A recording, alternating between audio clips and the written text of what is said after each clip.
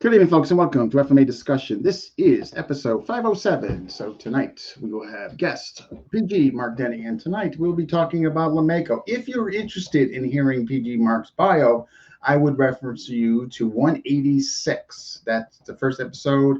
That's kind of where he went to his bio and Dog Brothers and et cetera, et cetera. But tonight's going to be more theme oriented. Again, Lameco influence, him speaking on his experience with PG Edgar, RIP. And then he's going to segue into some knife stuff, which doesn't eat my idea, man. I'm going to love to hear his thoughts on that. He's got a video we're going to share and whatever else he wants to talk about. So if you're watching, tell us where you're watching from, smash that like button, and we're just getting started. So without further ado, here he is.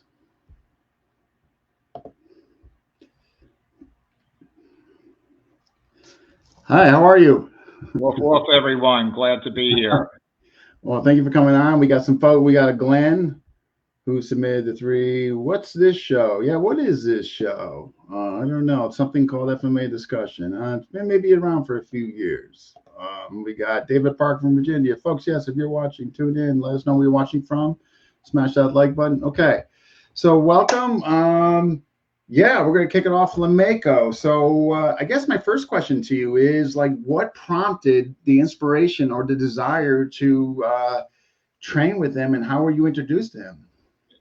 I was at a Pikiti Tersha camp with Renzo Angaje and with guest instructor Guro in Tennessee in 19. It was my second one. This one was in 1989, and I rolled in, and Punong said that Tuan had brought in this new instructor from the Philippines, and that he had trained with him the day before, and he said to me, "This is somebody you should train with."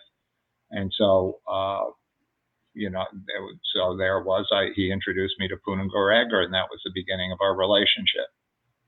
Nice, nice. And when you took upon his suggestion, you wanted to go train with him, was there like an immediate, like eye-opening experience or something that really resonated with you that was maybe far different from prior experiences in training?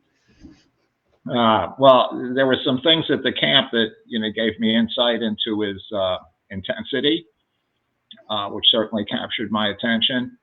And in my first lesson, he had these very ingenious hand guards, which allowed for very good wrist mobility and very good protection of the hand.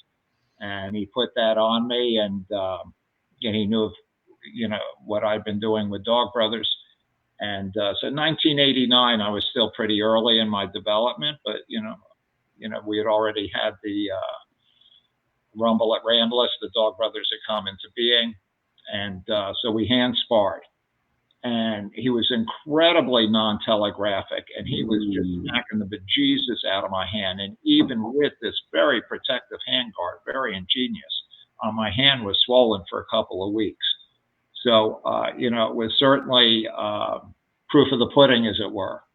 And we began drilling the combinations. I called them Lameco. He called them a scream. I said, "Why don't you call them Lameco?" He says, "Oh, everybody has these." And in point of fact, no, everybody didn't have them. Everybody knows. But so, for example, what he called Lameco 1 in DBMA, what we call Lameco 1, it was very crisp vertical, and it was connected with the foot, the crossing. He called it the Illustrissimo cross step, or in the Illustrissimo circles, they call it the Lutang, or one of the variations of it.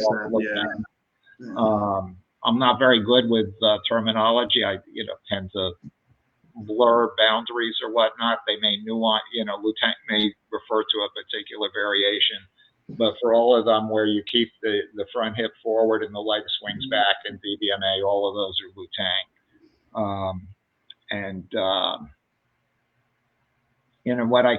One of the first things I appreciated is, first of all, it didn't look like he was moving fast, but I couldn't really keep up with him. There was this tremendous crisp efficiency to his movement. And another thing I realized is I really lacked a very crisp vertical line. Diagonals, and a lot of times, in the FMA training, when we're doing two-man drills, we think we're hitting vertically because the stick is pointed up. But in point of fact, we're just in essence, swatting each other's sticks horizontally. And I came to appreciate that I really lacked a good vertical movement, and that I needed to be a lot more crisp with it. And so, so we had Lameco 1, Lameco 2, and then it came to Lameco 3 and Lameco 4. And what those teach is moving from the horizontal plane of motion to the vertical plane of motion. And that's a very simple but very deep insight. The body mechanics of changing planes of motion. And then there was Lameco 5, and he said, this was 5A and this was 5B, to there. And I said, well, you had the odd number was forehand, the even number was backhand, the odd number was forehand, the even number was backhand. Why didn't you just say this is 5 and this is 6? Yeah. And he said to me, this, simple but profound. He was very much like that. Lameco is a very crisp, efficient system. And he said, well, when I swing this, the natural thing is to finish in DBMA terminology, what we call elbow fulcrum. What comes out next. If you watch when people are in the adrenal state and they throw the caveman, they tend to finish here. And he says, I tend to throw from the caveman chamber. For example, Top Dog, he can throw from anywhere, of course, and Punong or Edgar too. But particularly in those days, his dominant chamber was the backhand horizontal or the backhand vertical, whereas Punong or Edgar tend to operate primarily from the forehand chamber, what we call the caveman chamber. And so he says, I don't want to teach myself to finish with the caveman, what he called the number 1, because I'm worried about getting hit coming back out. Recovery, yeah. And in the Bill of Brill system, what do they call this? They call this the killing shot, meaning the final shot of the combination. And they allow themselves to express fully and go there. But in the name, I'm not a Bill of Brill person, but my understanding of their intended meaning is that, this is the one where we let rip and we put them away. And so that very simple insight allowed me, for example, to coach Hot Dog. My people have heard this story many times. And he wasn't Hot Dog yet. He was my housemate, Ed Solomon. And he was, he had some martial art background. He had been a brown belt in Taekwondo. We had done some bouncing work and so forth. He's my co-villain in the video with Punong or Edgar. Yeah, I remember that. Okay, yep. This is my co-villain, and we sort of had like this Beavis and Butthead routine that his housemates we could sort of go through, and that's kind of we were doing Beavis and Butthead meets the Droog brothers. Anyway, so there was this guy that I knew from my Bunak days in the mid '80s, Brad Hodges, and Ed 6'4", Brad 6'3". Brad's 235, Ed was 220. So two big guys. And Brad's previous fighting experience with us is he had trained, in addition to his training with Bunak in the 80s, he'd gone to the Philippines and had trained with the Illustrissimo people. And so what he brought to bear was the Illustrissimo double stick structure. And so he came out like this, what we would call double caveman. So if he threw a caveman, he could finish in the elbow fulcrum, and this stick was there to protect anything coming at it. And then, fluid attacks, and it would come back, and he could do a big, what we call a frondo, and maybe into a thrust. And a simple structure, but very serviceable when thrown by a man of fighting understanding who's 6'3" and 235. And I said to Ed, you're going to fight him. And he saw the video, and he looked him up. He's been to the Philippines 25 years. Jeet Kune Do, what are you doing to me? And I said, you're not going to fight him double stick. You're going to fight him single stick. And so when he does this, I'm going to show you all the ways to take advantage of that. And, this and that. And he went and he fought Brad. And, Brad's a good man. I'm not making fun of him, but he kicked Brad's ass. And, this could be seen either our first or second Dog Brothers Gathering of the Pack DVDs. And so out of this insight of Punong or Edgar about the importance of not finishing here, he gave me the mental understand, that I was able to be a good coach to my friend to my student and give him a very successful outcome. You see it taught, you see it fought. And, in tape 5 in the first series, I had, back in those days, so that fight would be in September of 1991, and I had something like 8 lessons of Machado Jiu-Jitsu with Carlos Machado at the time. And at that point, Top Dog was fanging everybody in sight. Headlock, fang choke. Headlock, fang, flying roof block. Grab by the head. And Eric's a big, strong guy. 6'4". I think those days he's like 215, 220. And he also had a lacrosse background. So, unlike other people, and he was also defensive end for Columbia University football. So he brought the impact orientation. Lacrosse is an impact sport and a football, but he also had the deceptive stick attitude of a lacrosse player that gave a different quality to his stick movement. Anyway, flying roof, headlock, fang choke. And so, Carlos Machado, normally the jiu-jitsu progression is start with counter to mount. But because I said, Carlos, this is what I'm dealing with, he started with counters to the Kesakatami structure. Okay. So the first thing he says you got to understand is when grabbing somebody by the head really isn't very sound. When they do that to you, they're giving you their back. Again, the importance of intelligence in the fighting structure, in fighting. And so I also showed the problems that I had fighting Arlen to Punong or Edgar. And so, if I'm sort of floating around here, what Arlen did really well, and he's hit me with it more than once, is, from here, he would wind up, and so I would go to roof block, and he would do a drift shot and whack me in the knee. But if I didn't go up to protect my head, he would hit me in the head. And so I'm showing this to Edgar. So, he kind of would push me around the park, and I was never quite sure what to do with that. And he's also a lot stronger than me. Arlen's formidably strong, powerlifting numbers in the 1600s, if I remember correctly. And so I showed Edgar, so Punong Edgar, he says to me, with him, it is very easy. You keep your hand higher than his. And that's freaking brilliant. Because what that is choice reaction principle. Whether it comes at my head, my body, or my knee, all I have to do is decide when to drop. Mm-hmm. But if I'm floating around here, I have to decide, do I go up or do I defend down? So, for example, in, let's see, which one would this be? And I think tape 4 in the first series, Erica's showing 4 walls out of Pikiti Tertia. And out of that, as far as DBMA went, I dropped the lower ones because the drift shot can come up as well. And to defend the low line, I took on what I learned from Punong Edgar, which he had received from the Illustrissimo system of defending the low line with the Lutang.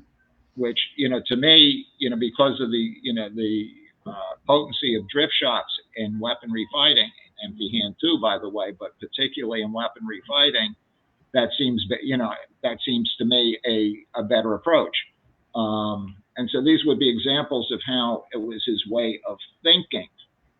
There was, and they gave him a very crisp, lean efficiency. And so most of my lessons with him were about improving the lean efficiency of my movement. So the Lameco's been a huge influence on me. But there's much of the system I don't know. Well, I didn't pay much attention to. Okay. No. Say, well, okay, what's LeBron?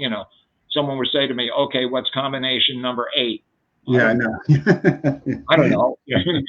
But I know those first 5 have been of huge use to me. And, when I in DBMA, this is Lameco 1, and, people know them by the names. Yeah. By the name Lameco. So, which is one of the themes that I think we're going to get here to tonight, which is the transmission of Lameco. So, anyway. Yeah, no. Yeah, absolutely. I mean, just from training with, David Gould in there, I mean, just the whole thing on attribute development, staying on center, maintaining center, recovery, and much to, what you're saying. I guess this would be a good point to kind of get into a few of Glenn's questions, which are,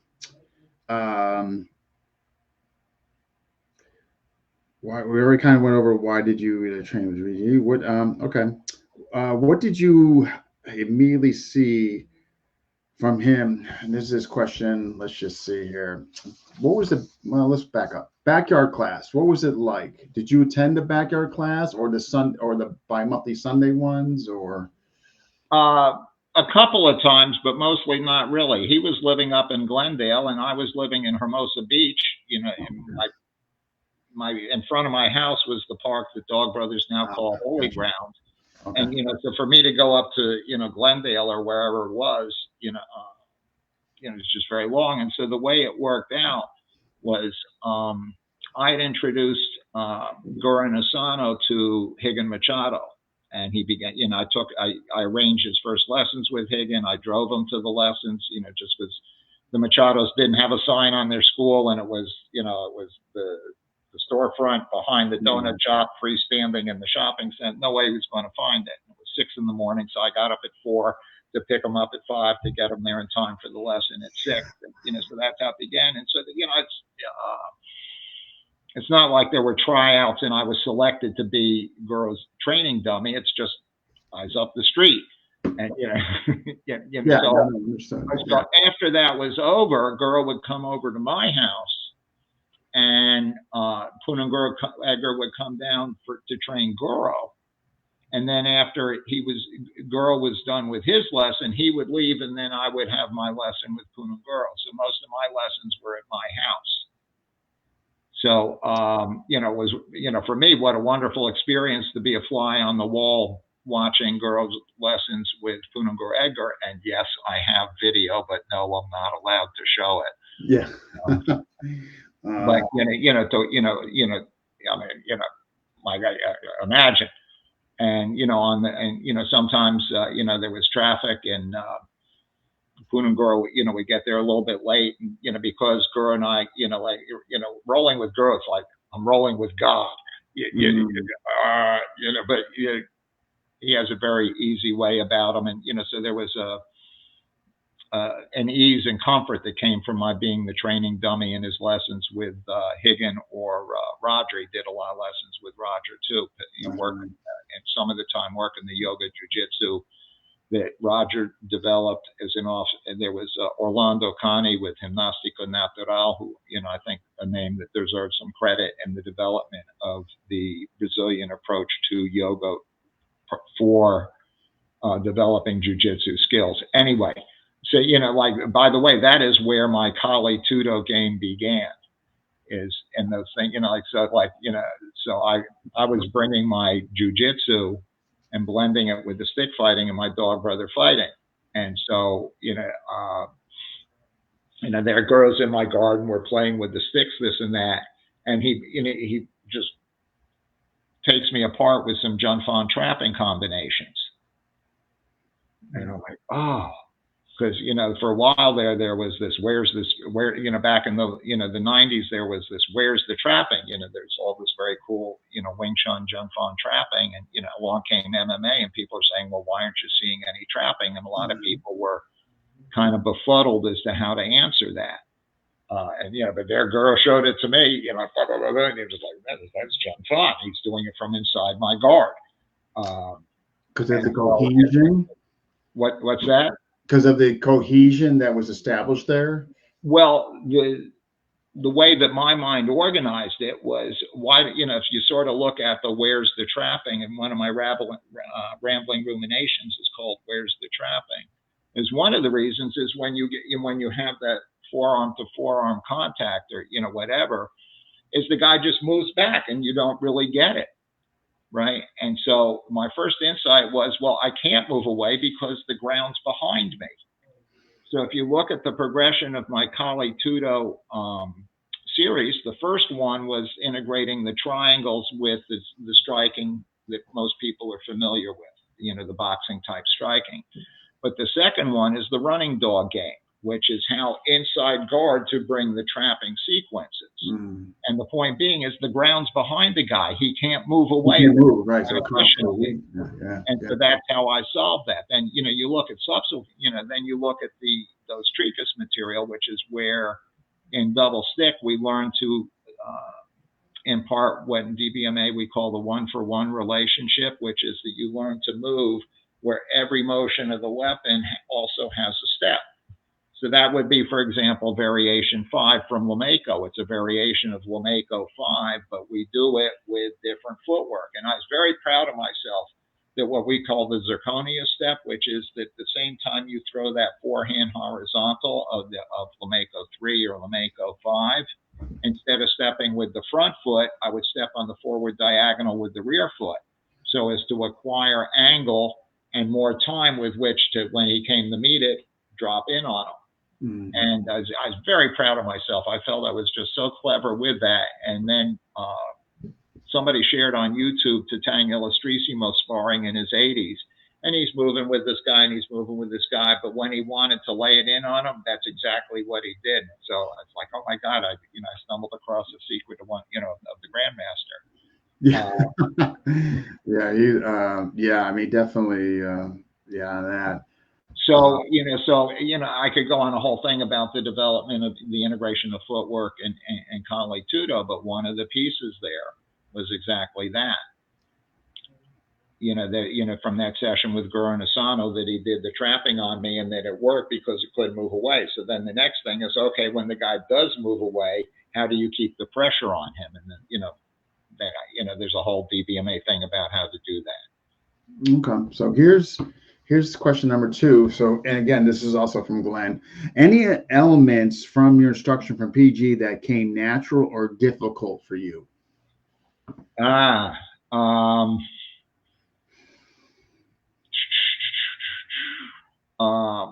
mentioned a little, a few minutes ago, first thing I came to realize that I was not very precise or crisp with my verticals. And that reminded me of something from one of my privates with Guro Asano when he said, this is the siete vertical de la Costa. So, 7 verticals, siete vertical. So you have the forehand, our terminology, forehand jab, what we call the frondo, which is a forehand redondo. So we just take 5 syllables and contract them to 2, the frondo, and the caveman slash, which is the same point I had made in take 1 of the first series, that Eric was not doing diagonals. He was doing the hourglass. And so this was a vertical and this was a vertical, right? Meaning an alignment with gravity. And then the same 3 on the other side, backhand jab, rondo, backhand redondo, and the backhand vertical slash. And then the 7th one, dead center down the middle. And so, so you got thinking like those are verticals. And something Punong Edgar said to me, it is easier to go from horizontal vertical than it is from vertical to horizontal. Like here's a Lameco 3, but if I were to try to do it like this, it's just not mechanically efficient. And so he had a tremendous gift for being very precise and getting things to the essence. And, like if you read his book, I don't know if it's been reprinted or something, or it was out of print for a long time, Masters of, I forget which order. It's hard to find. Yeah. I don't know if it's Kali Arnesa Eskrima. Of those 3 names, I don't remember what order the names came in. But I realized the number of people that he trained with. He was such a repository of knowledge from the art, from the homeland. And, to his passing, his untimely passing, is a deep loss for the Filipino martial arts in America. He was meant to be an ambassador of that knowledge. And I was the director, editor, whatever, of his first instructional, at the time it was videos and, later DVDs, but at the time it was videos, the one called Lameco at the Vortex. And he actually wanted me to do the speaking parts because he was very shy about his English. And I said to him, Punong, how many languages do you speak? And he goes, 5. I said, here's what we're going to do. I think, you need to be the one who speaks, but if you're worried about people judging your English, we'll do an interview at the end of the video. And one of the questions I will ask you is, how many languages do you speak? And with this, you will humble the Americans who speak English only and are judgmental. And so that, so he did the speaking in that DVD. And there's another point in there where he's describing why he created Lameco. and the meaning of its name, LA, Largo, ME, Medio, CO, Porto. It was a blending of ranges where some of the systems, most of the systems in which he had trained, specialized in a particular range. And one of the things he had was the blending of ranges. He was very good with that. You know, the Sagasa, his Sagasa was, my God, you know, everything he did was non-telegraphic. He could be from here and bang, want to see it again? You know, and the power to it, you know, pa. And so he was saying that he had a number of the grandmasters who said, asking him to be the heir to their system, but he felt that he couldn't do that because there were all these other influences. And so he really, out of all these experiences, and it's pretty special in the context of the Philippines to get all these different masters from these different regions. Think about that. I mean, what, you know, what I mean? You know, you've been around the Filipino arts for a while. You know how secretive, you know, the real stuff from the homeland can be. Yeah. And, you know, so, you know, that's why he created Lameco. You know, see, out of all those experiences, his mind was, he really honed to the essence. Yeah. And it kind of reminds me of a conversation I had when I first moved to LA. I found myself at a party in Pacific Palisades, and somehow wound up in a conversation with a guy who's a professor at physics at UCLA. And during the conversation, one of the things he said always stayed with me. He says, in physics, we try to identify the principles that explain how the world works. For us, reducing the number of principles we need to that end is progress. We don't look for more principles. We look for principles that more completely explain so that we reduce the number of principles that we need. And so training with Punong Edgar was kind of like that. Yeah. No, wow, that's awesome. Man. Question number 3 from Glenn. Yeah, I promise you just got. No, that's great. Yeah. Actually, you may have one more. I got to double check. But can you explain Lameco number 5 and 6 variations? Are they the same as Lameco, or in fact, were there changes as far as D-band, as far as Dog Brothers? Well, as I mentioned earlier, this was 5A and this was 5B. Suggested 6. By the logic of odd for forehands and even for backhands, you know, I was expecting this to be a 6. So, you know, and I don't even know what 6 is. Yeah. You know, I'm sure there's good merit there, but I'm just being honest. You know, those were the ones that I honed on in the Wu-Tang. Now, I don't know if this is directly on point to your question, but something I've always noticed is when I do the forehand horizontal, that's when my front leg is crossing back.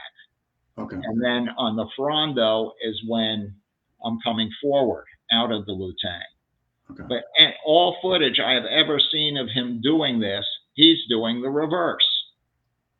That he is stepping forward on the horizontal and backward on the frondo, doing the Wu-Tang on the frondo.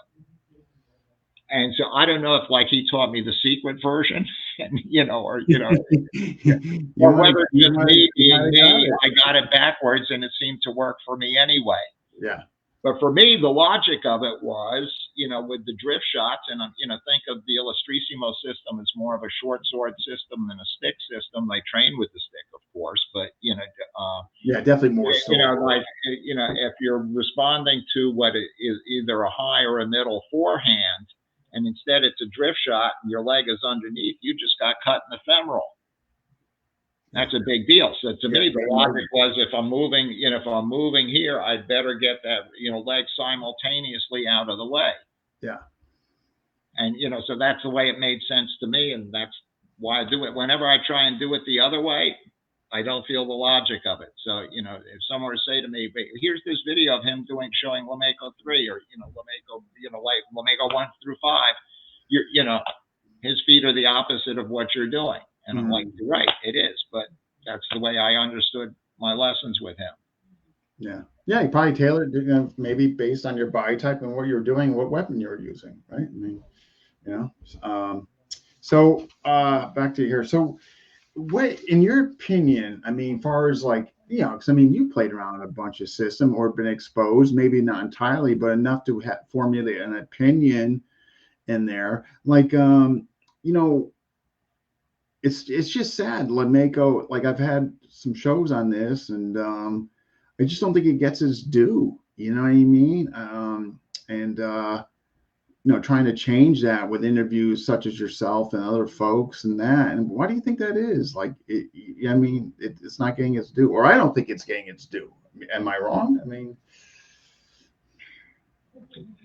actually, your comments on that, you know, were really triggered me to reflect on all of this. I hadn't thought about it very much, and you know, so I've been reflecting upon that. I think, you know, I'm very glad that you have presented that question openly and directly to the Lameco community and those, you know, around, you know, observers of the Lameco. If I remember correctly, he was 39 when he died. That's right. I think you're right. Yeah. And he had a very close call when he was flying around doing seminars in America. He had a very close call. He described the plane came in the way he described it. It went, you know, instead of like this, it went like this, really close to the ground, and somehow the pilot pulled it out. It was a safe landing. He said that, you know, the flight attendants were all, you know, like kissing the ground. You know, it was a terrible scare. And after that, he wouldn't fly to his seminars. He drove. You know, so he would have. I remember hearing that. He was just he would drive to Chicago to do a seminar in Chicago, and I mean, you know, like, you know, that kind of road time, and you know, think of the, you know, kind of food that you're eating for. You know. I know. I'm traveling around. Yeah, and by the way, the air in Glendale is not very fresh. You know, those in the Angelinos will know what I'm talking about. And so he was getting ready to fly back and, you know, see friends and family. I mean, for his first years, he didn't have Felisa and his children with him. Later he was able to bring them, but, you know, so he's going back, you know, so it's his first time on an airplane in a few years. And he came by, I was having one of my lessons with Guro at my house. And he came by, he says, I don't have time to train you today, Guro. But I just wanted to, you know, just before I fly off to the Philippines, you know, just, you know, say I'm going off to the Philippines. And it occurs to me to wonder if maybe just the emotional stress of flying had something to do with, my God, I'm forgetting the word, not heart attack, but where it's in the head. Oh, I think it was an aneurysm, a stroke or something, right? Stroke, that's the word I'm looking for. You know, that the stroke, the aneurysm that he had may have come about from the stress of flying. I think it was he had a heart condition. I don't want to misquote this. Somebody, I'm sure, will chime in, but I think there was a precondition. He had a heart condition, or well, it was an aneurysm stroke. You know, in my understanding. Yeah. But it occurs to me that the fact that he found flying so stressful may have had, because apparently it was very shortly after he got off of the plane, he said, "Let's go train." And you know, so I know. How sad. And the kids, they were young. You know? Yeah. So the stages, the ontogeny of a life, you know, for someone who leaves a system that will outlive him. He was denied it. We were denied it. And so, you know, there's a lot of instructors who we had not taken there.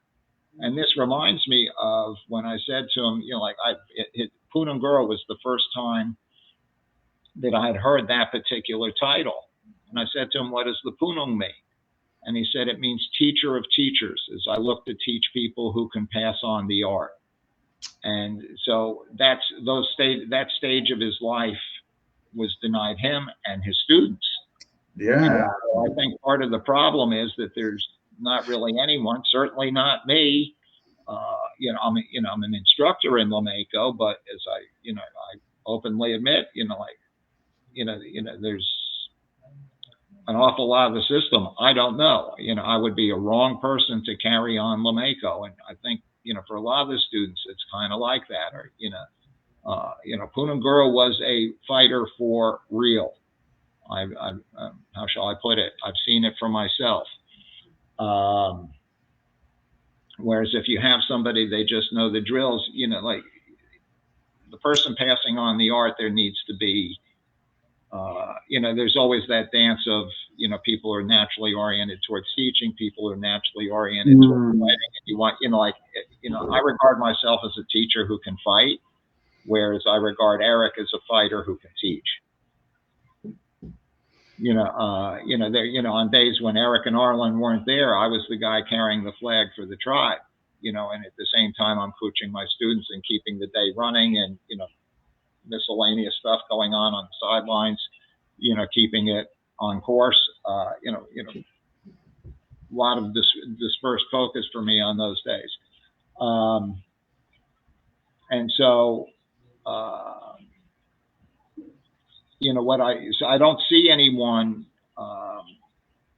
who is set to become the next grandmaster, the next Punong Guro of. Yeah, I do want to make this point, which is, so for example, just as I have done, like I have, my Guro Nasano is my primary teacher, and I follow his example of always giving credit from where things come. And so, like when I teach it, this is Lameco 1, this is Lameco, and so forth. It's named as such. There's a body of material, the I, the O, the U, the V, which, I teach more in-house, this and that. I showed it to Benji. And so, Benji is now, flying under his own flag. He says, oh, this is the U. It's Lameco. It's just not being named as such. It's not, Benji's attitude is, I don't care where it comes from. And that's a perfectly valid point of attitude, point of view. There's nothing wrong with that. I kind of find it as a matter of self-interest that the more I give credit, the more people are willing to share with me. Yeah. I like just the history. I just like know where things come from. I'm not saying it's of major importance, but I like to know, like you said, where to give credit to and just where it came from. Yeah, but that also makes for, more sharing. And so, particularly in the Filipino environment where there's a lot of competitiveness and secrecy. I think of the time where I talked Guro Nasano into coming down to a seminar hosted by Ron Riekers, I think it was, in Orange County to meet Grandmaster Ramiro Estiloya of Capital and Esgrima. And I introduced the two of them, and they're talking, and Guro says, "Oh, where's this system? System from? Oh, Luzon, Northern System, and this and that." And on the sideline, Guro says to me, he says, "No, there's some Central in there too." He was reading the movement, and so on an additional conversation with Apo, meaning grandfather, he liked just being called Apo. He says, in talking with him, he says, this and that. And it turns out that there had been some time during World War II in a prisoner of war camp where there had been some exchanging of techniques with some guys from Central Philippines. So by nothing more than his eye for the movement, he knew that it was not Guro knew it was not a pure Northern system. Gotcha. That there was a central influence. Or, think of what, you and I know about Piper. Lloyd and I trained together very closely for a time. We were actually going to blend. I know. The Cobra and his Piper. We had a name for the new blend, the Rapid Transients Weapon Craft. We had a logo for it. Wow. So one of the times I says, some of the, what you're showing me, it looks very sea lottish. He says, oh yeah, that was for the Dutch Indo sailors who came to South Africa. Yeah. And so, just by nothing but the movement, this and that. So, for martial, in a certain sense, you and I are both martial art nerds, love this, but trying to stay connected with the question you're asking, which about the survival of Lameco is the movement, the quality, the understandings have been, I've done my best to share with the people I've chosen to share with, So I share it to Benji, and he's using, some of what I've shown him is Lameco, but it's not his way to, keep track of those things. Yeah. And, there's some of that going on, but, as far as Lameco surviving as Lameco, I'm not seeing it. And I don't want to be right. Like some people were really offended what I'd said, and they took it out of context.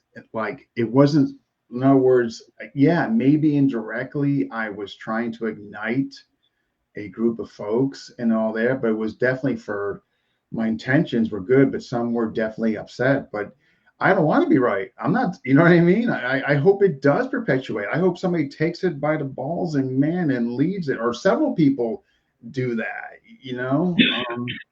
So yeah, I mean, and I know, like for instance, Heil is watching. My Heil Campbell's under Roger, and Heil's doing incredibly well with it, and and is very good. I've been neglecting my looking at comments here. Just bear with me, but yeah, there's several students, internet, yeah. Well, actually, what you're saying there, I'd like to modify what I said a moment ago. There's people, some of the guys out there, I'm not familiar with the work that's being done, so like, somebody, show me, but, I'm, just, I'm just not, I'm not aware of anyone that I would see as being capable of carrying it on as. I think Guru Roger is doing, I think he's doing a great job. Roger was part of the backup group. Guru Dave has got a fantastic group in there in Mississippi. Yeah, well, yeah, but you have to have. You're saying optics? You have to have sufficient numbers. Yeah, no, and I'm not disagreeing with you, but yeah, and no insult to Roger or to Dave Gould or anything. I'm just, No, I know. Oh yeah, no, I know you're not saying. Yeah, I want to make that clear. Yeah, no, 100%. It might be, I see what they're doing and see their students and say, hey, this is great. You'd have my support. Yeah. But just. To carry on a system, you got to put it, you got to. No, you got to put it out. No, I know. I'm not disagreeing with you. Yeah, I know. No, 100%. Yeah. So here,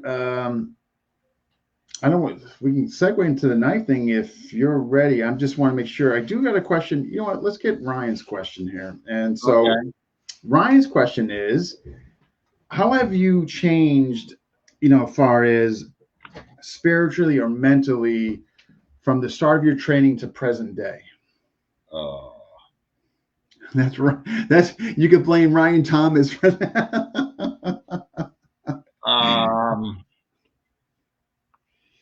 Well, through aisle, they chased a high. Well, I don't know how fully I can answer that, but I will observe that I didn't start martial arts until I was 29. 29, okay. Which is a very late start. Most of the people who are professional martial artists, they started, sort of knee high to a grasshopper, and there's a naturalness that comes from that. Whereas I have,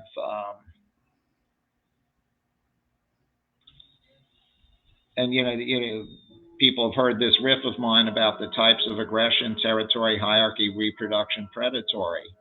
And most martial arts is about young male ritual hierarchical combat. Whereas my motivation was about the kind of problems I confronted growing up in New York. Those 3 guys who smashed my bicycle, those 9 guys, those 2 friends of mine who ran away while 9 guys came and smashed my rockets, having junkies, stalk me on the subways after I dropped off Yolanda in the far reaches of the Bronx. And then culminating in the story that many people who know me have heard probably too many times about the 2 against 4 fight defending 2 girls in Chiapas, Mexico, that wound up, with 3 days in a Mexican prison. So my motivation was not hierarchical; it was different. And so, as my last year of law school, I started martial art training. And it was Sifu Paul Vizio, who was an outstanding Fujia Pai guy who went on to become the PKA, which was then the step between tournament karate and actual kickboxing. Mm-hmm. The kicks were only above the waist, and you had those taekwondo booties on the feet. But it was kicking and punching for real. And says, I finished that one semester, and I said, what should I do? And he says, well, your legs need work. And, somehow I wound up in one of the Junri Taekwondo schools and became a green belt. And, then after a year of lawyering, I moved out to California. And long story short, saw a guy on the beach. He was doing these weird movements. And what you doing? It's a modified Wing Chun, because in those days, you weren't allowed to say Jeet Kune Do.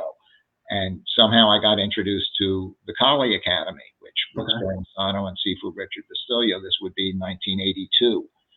And I walked in there, and there's people waving around sticks and knives. There's this guy, his name was pronounced Niam. I think it was written Nityam, Nityam, but somehow everyone pronounced it Niam. Anyway, this guy from Thailand, pro Thai boxer, and he's got calves the size of my thighs, and he's whomping on a Muay Thai bag. I'd never seen a Muay Thai bag. Yeah. And clearly, I have found what I'm looking for. Yeah. And, so for me, it was always about,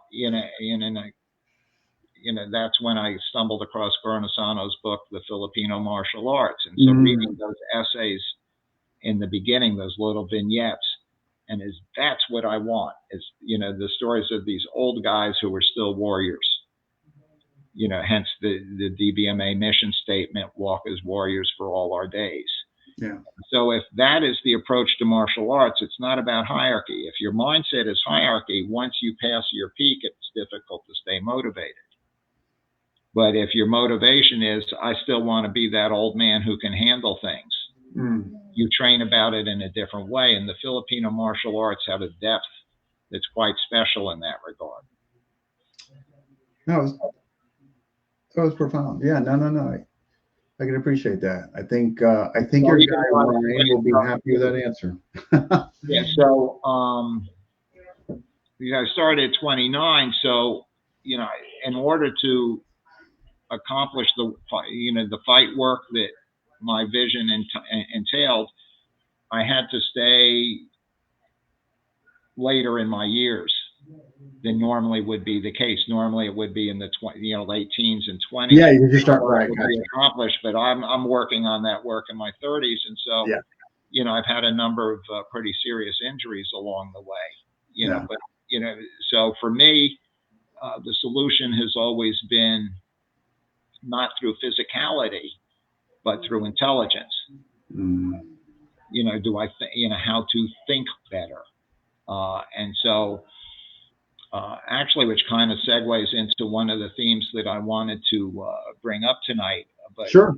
The Achilles Odysseus riff. But first, let's turn to you wanted to ask about knife. Yeah. So you sent me a video I thought was pretty interesting, and how quickly things can go very wrong, right? So I'm going to show it, and the folks see it, but I'm going to set this up where no, that's not what I want. That's not what I want either. How did I get there? Where I could expand it.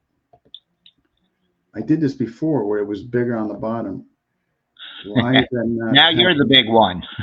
Yeah, I know. This is not what I wanted. So I may, during the test run, it worked out perfectly. Of course. Yeah, there you go, right? Why is that happening? No, that's not what I want. All right, let's do this. I can lower myself, and that, in fact, will make it bigger. So let's do that. And I'm going to hit. You can take me off the screen, too. Okay, let's do that. All right, so folks, watch this. This is. But people will be able to hear my voice still, yes? No, but I'm going to bring you back up and give the commentary. Or I can leave. You know what? Let me leave you on here, and I'll hide myself. Okay. Let's do that.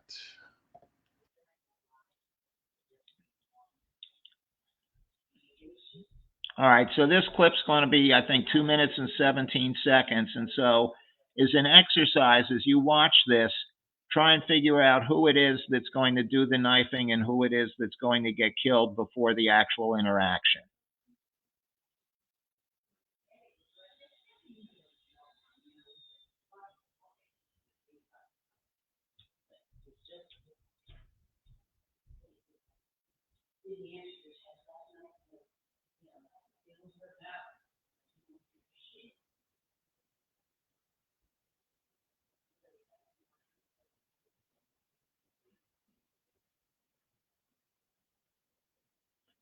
Did it already happen? Did you trim off the beginning? Oh, okay. All right. So this is still going on. Okay. So she hasn't. All right. Well, I'm giving it away. She hasn't stabbed him yet. Not that I've seen, no. Okay. All right. So, well, I've given away the secret. The question, the answer to the question I posed. Here we go. All right. So anyway, you're going to see the big, drunken guy. He's messing with the guy with the baseball cap. He's flicking, the visor on his cap. The guy turns it backwards. He's messing with him anyway. Stands up, and the woman, in a very smooth and non-telegraphic draw from her purse, she pulls out her knife and she stabs him in the heart. The absence of tells here is remarkable, and notice how efficiently she puts the knife back in its place in her purse.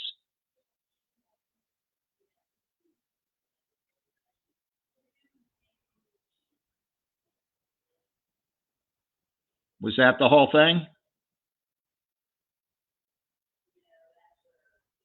I didn't show because I didn't cut it. I showed it right from what you sent me, beginning to end. All right. Well, let's not worry about the technical glitches. Anyway, for the audience,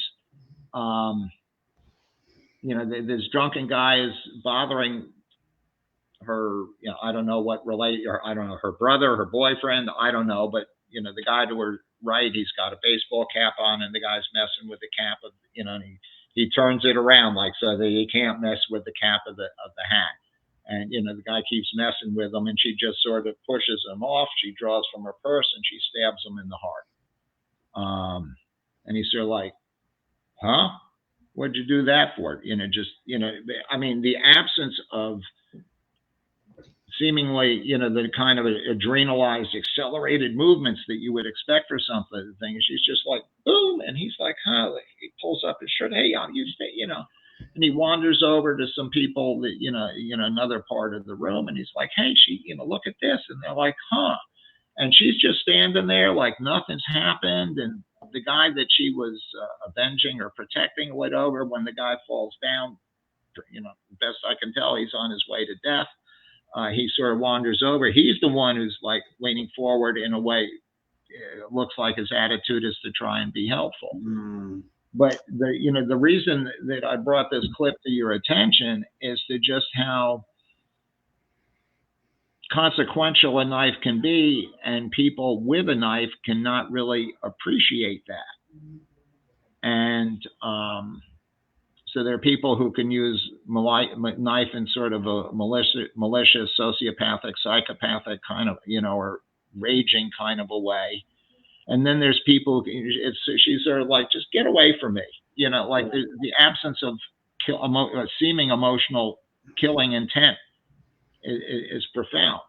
And so this all goes to the article that Tuan Bill McGrath wrote recently, yes. And which I approvingly posted on the DBMA Facebook page, which is like, just how much do we show of knife? And that's the struggle, right? Yeah, and so the knife that I had been exposed to through Guro was either anti-knife, defending yourself against the knife attack. Here's the various disarms: angle 1, angle 2, blah blah blah blah. Quick strip. So forth. The different kinds of disarms. The knife tapping drill, which I think most people receive from Pikiti Tertia. And so forth. So the basically empty hand versus knife, and then there's the knife versus knife material. And I think the first ones to come out with knife versus empty hand, at least that I was aware of, were the Psyops, and they did that at a camp that I hosted at the Raw Gym. Yeah, I'm going to say around 2000. Yeah, late 90s is when they 3 of 9, the good hand versus bad, and that whole and that template 3 of 9. That's, in my opinion, an absolutely brilliant block of material. And then there's several levels to it. But when they were showing, Tuan Chris was showing it at our camp, everyone's going ooh ah, and not just the material is deserving of that ooh ah, but I think it was more because they had not really seen using knife on unarmed. at Yeah, a true high level. And so there's a certain, what we could call knife porn. Yeah, that's a good way of putting it. Yeah. And so there's a call to an emotion.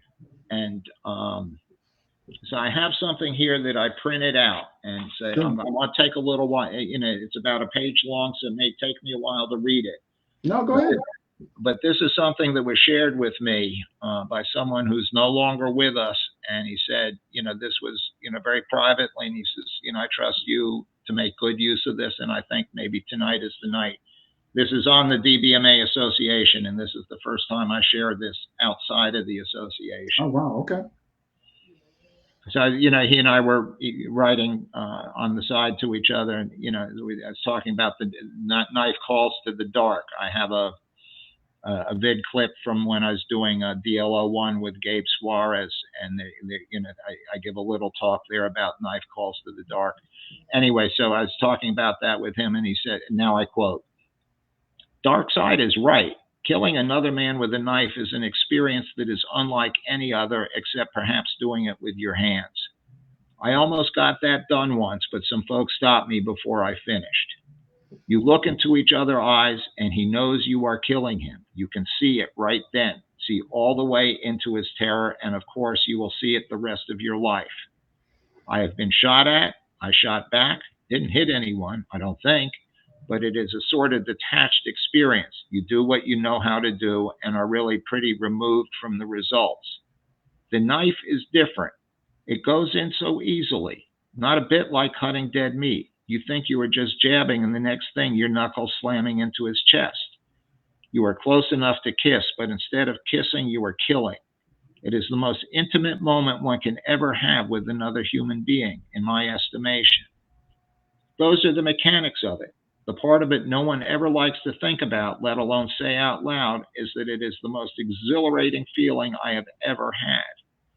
If you have ever wondered why so many men who have killed up close and personal go to such lengths to avoid such encounters, it is not that we are frightened of dying, it is that we like it too much, and we are afraid of getting addicted. It takes you to a place that you really did not want to go to, and once you are there, there isn't any way to go back. I had a long, hard road to accept that in me, and went to great lengths trying not to deal with it afterward. But in the end, you either come to accept it or you kill yourself. There are no other choices. We sit around X's kitchen table and talk about this stuff pretty haltingly and with difficulty, but it is necessary for us. I guess we kind of cling to one another. We know we are different from other men, and these experiences have changed us forever and stamped us with a mark that we feel others can sense. Killing a man is not a light thing, but not killing a man when it needs to be done is worse. God bless and take care."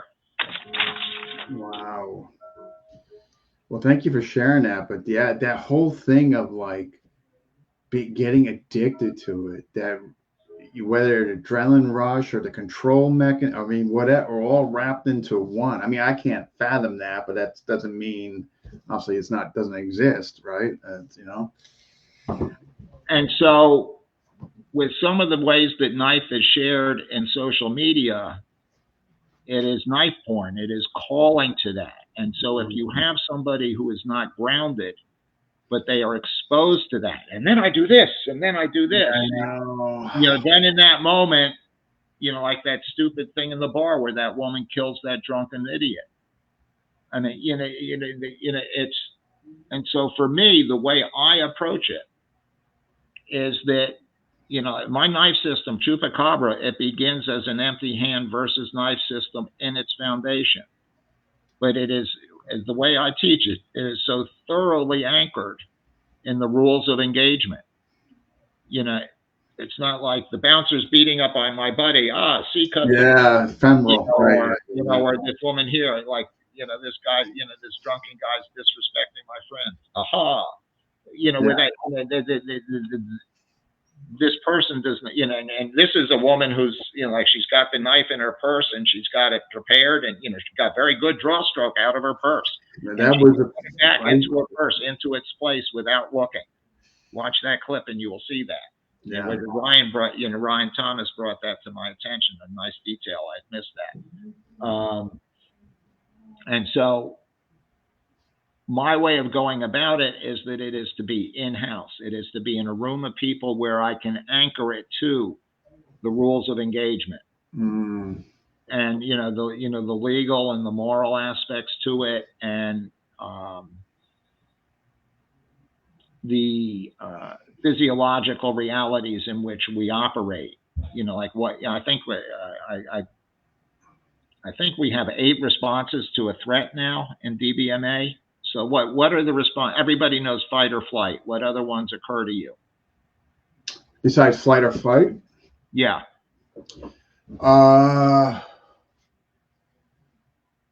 Oof. All right. So the fact that you pause on that. So like we don't. I don't need to drag this out. The fact that you paused on that, and you're a man deep in this stuff. Yeah. So what they are: fight, flight, freeze. Okay, freeze. Yep. Right. Pause, now that I say it, you go, oh, of course. Yeah, I know.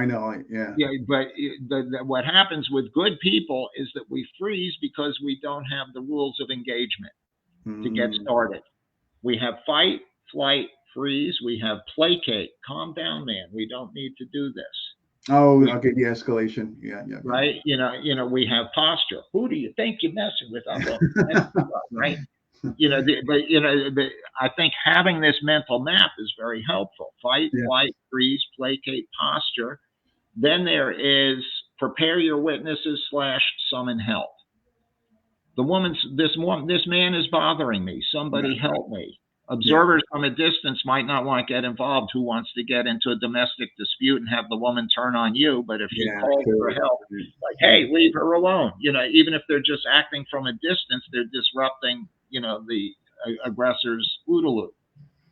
Prepare your witnesses. Stay away from me. Leave me alone. Yeah.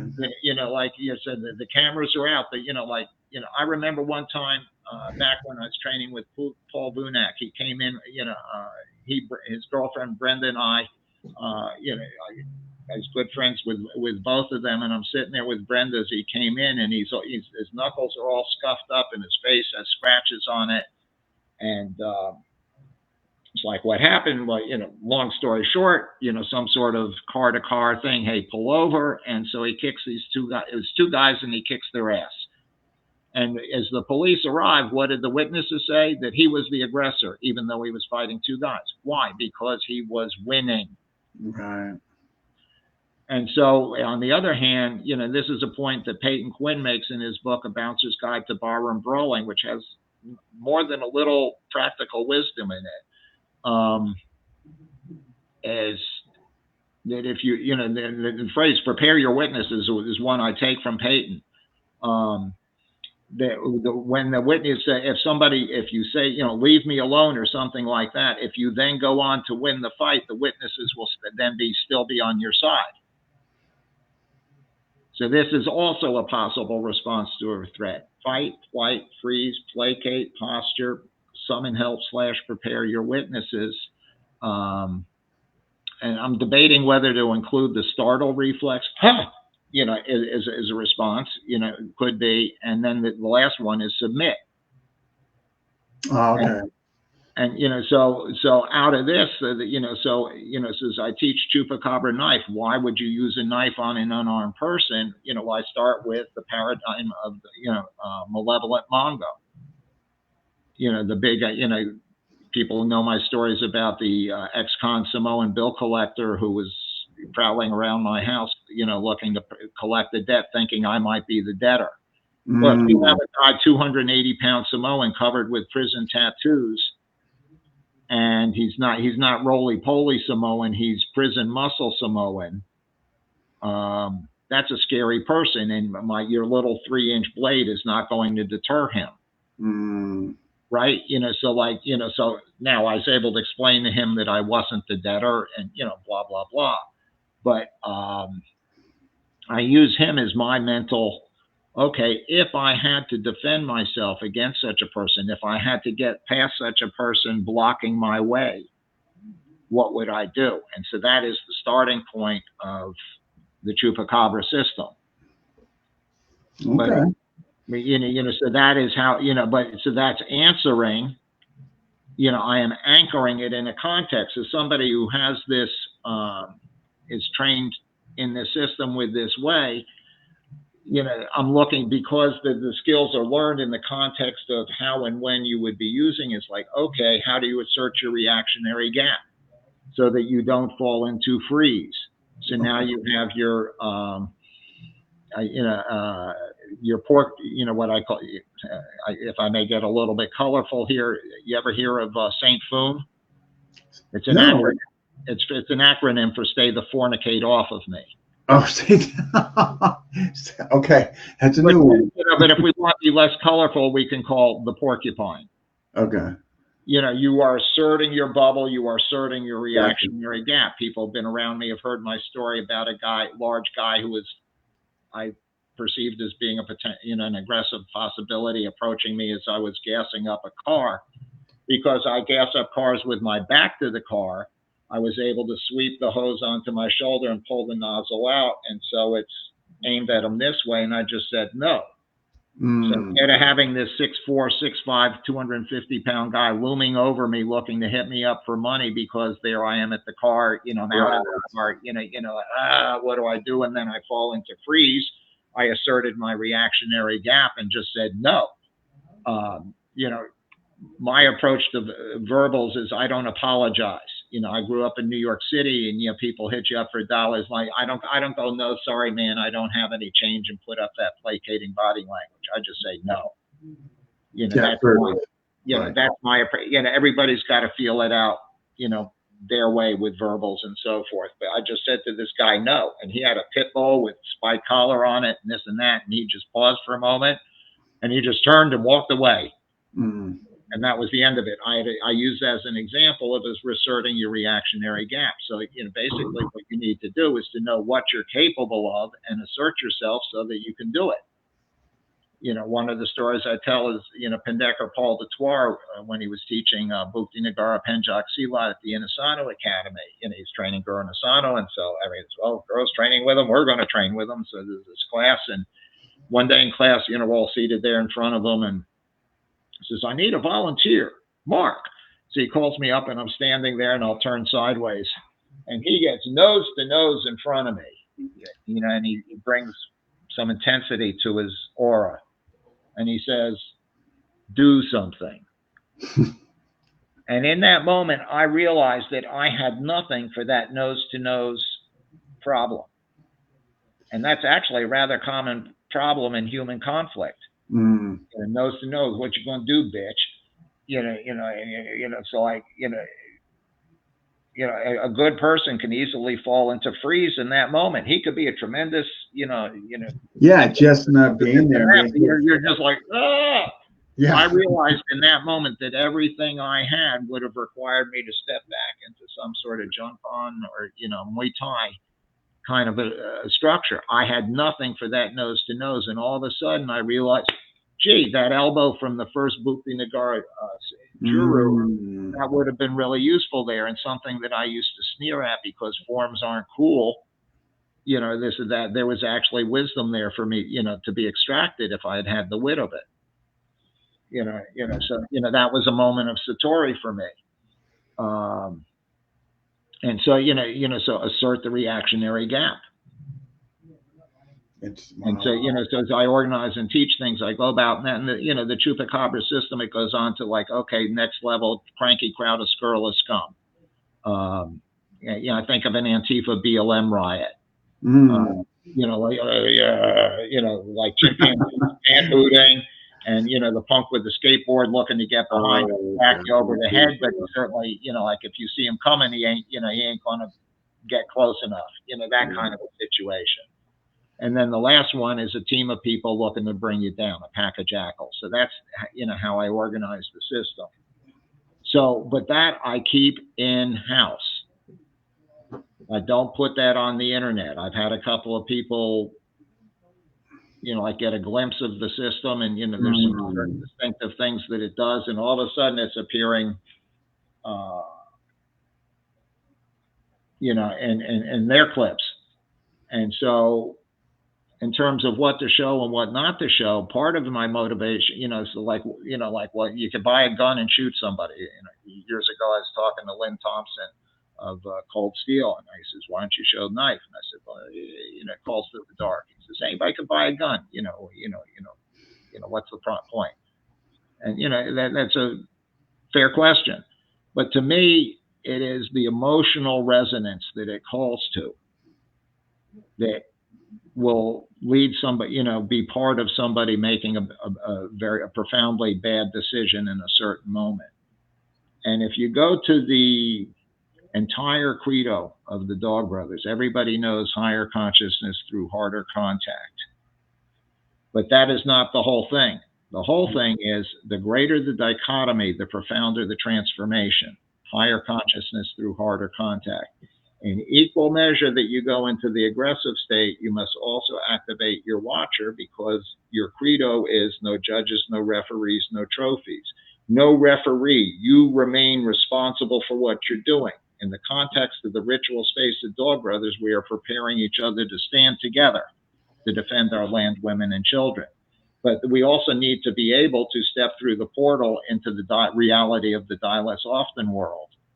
That, we need to take it as far as it goes. Is that my friend whose words I read to you there is sometimes, the worst thing is not, what were the exact words? Here, let me pull it up. I want to make sure I get it right. Killing a man is not a light thing, but not killing a man when it needs to be done is worse. And so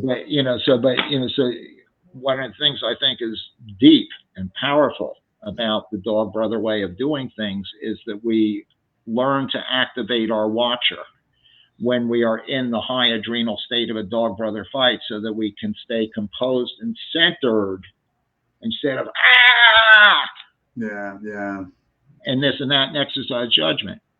And I'll tell you a story about a time I failed in that.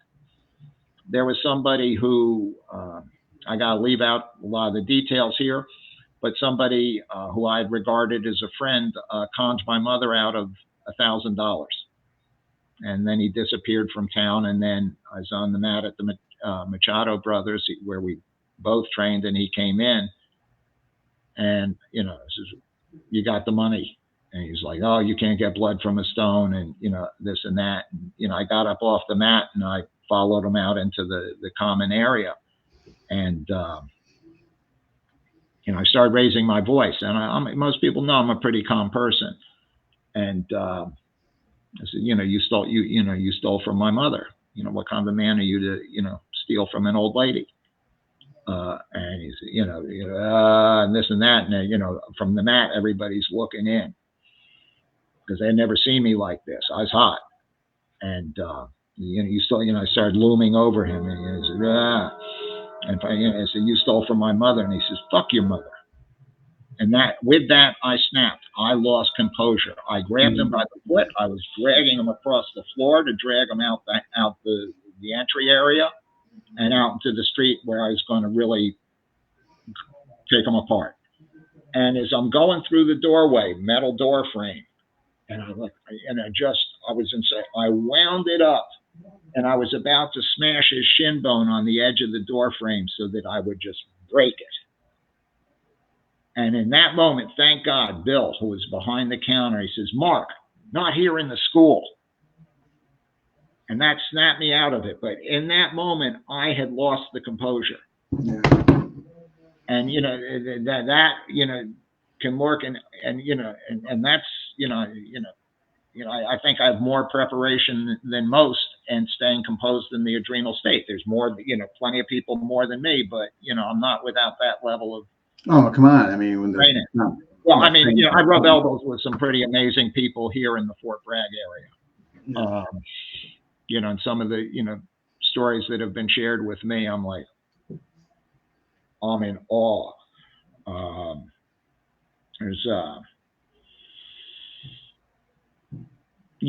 the eyes, your eyes dial in when you're in the intense adrenal state. Yeah. So I'm talking to a guy from special forces guy, and he's telling me about being in Afghanistan and creeping up on a hut.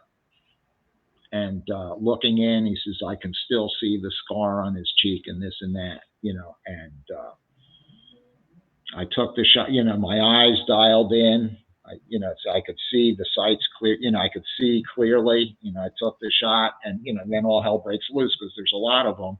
And I let my vision open up, and then I chose my next target, and I brought my vision, I dialed the cone of my focus in. And he's describing this gunfight, and the ability to just during the course of the gunfight, I'm like, I remain, jaw hanging. So the level of experience that there's people who walk among us, and I not infrequently wonder about what it must be like for them to come back to America. The whole question of the reentry of the warrior.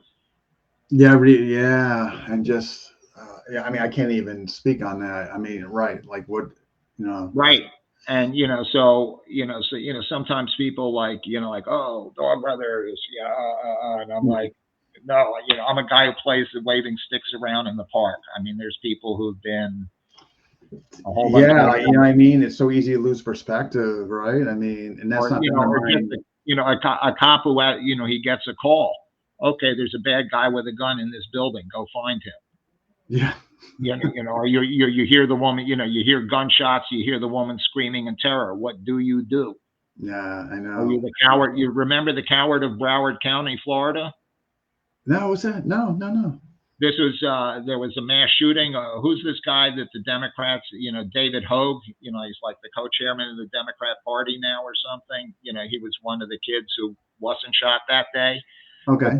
But there was this sheriff who waited outside, while these kids were being shot down by this wacko. Okay. Yeah, so that's Broward County, and so in the circles I travel, he's known as the coward of Broward County. Yeah. There was that one in Texas where that local SWAT team just dawdled outside, until the Vortac guy showed up and went in. It's just more tactical. Our friend in common, Jamie Aguilar. Yes, I mean, yeah, he knows that. He knows about that story very well. Yeah, I mean, yeah, as well as other things. Yeah, so so like now I regard it as highlights of my life when I get to work with such people. I've worked with 15th group. I've worked with 5th group, with 19th group. Subject matter expert for intermediate force going up and down the force continuum for Border Patrol. I worked with a military intel unit that had to go somewhere in the Middle East. I wasn't allowed to know at the time, but they weren't allowed to go with guns. And so they came to me for, training with clubs and knives. And apparently, they had, it was only later that they were allowed to tell me that it was Yemen and they were there to, extract somebody. And they had a situation in a marketplace where they had to pick up some clubs and, fight their way through the marketplace. Yeah. I've, my story about working with King Abdullah and his people of Jordan. So I've worked with some pretty special people. Just did 3 days of anti-knife with the San Francisco knife. Yeah. So, my experiences, I feel honored that, such people feel that I have something that can be of use to them.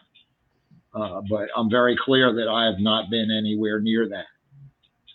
Yeah, I'm the same. I just being transparent, honestly, just transparent, right? I mean, it's the best we can do, right? I mean, yeah. So,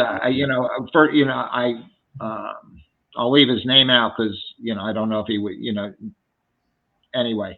The guy I brought with me to train Border Patrol, he's looking around. It's like, Jesus Christ, all these alphas. These are guys who've been in, like Border Patrol. imagine being the nearest, like you're part of a team of, like there's 2 of you, 3 of you, maybe 4 of you, and the nearest help is a couple of hours away, and you have to go approach, like 40 people in the dark. 40 people trying to get across. I know. Now, you don't know whether they're there to, is the coyote armed, or are they drug mules and armed and willing to defend the shipment, or are they a rip gang, which is one cartel looking to rip off the drugs of another gang? Yeah. Right. So imagine being out there in that kind of environment. No, and help, like you said, is like backup is like an hour away or something. Yeah. Yeah, and one of those guys, we're talking at lunch. He was alongside Brian Terry in the firefight when Brian Terry was killed by the guns that the Obama people had let run into Mexico through Operation Fast and Furious. I mean, the serious people. So, my friend, my assistant in this training says, "Oh my God," it's real simple. Don't bullshit. No. Just don't bullshit. And and it went well. And my friend was very good, and he's continued to grow tremendously, and he's somebody who mentors me in in firearms now. So anyway, am I getting too far afield here? No. This is no. I mean, we're almost. So so anyway, talking about the dark and this and that, and how I think about training to prepare people, and so the question with knife, sort of see if I can sort of weave this back together here, is what my approach to it. The challenges with social media is that if like everyone's trying to compete for attention through clips on social media, and what happens is much of the market just simply expects to be fed for free. People just sort of surf around, and if one of your competitors sees something, hey, that's pretty good, and Tom Meadows, I don't know if you remember Tom Meadows, he's the whip guy in tape 6 in the first series, and wrote a book, La Pico y Daga, Whip and Knife, and he was the weak half heavyweight champion at one point. Dosi Paris guy, stronger. Oh, no. Okay.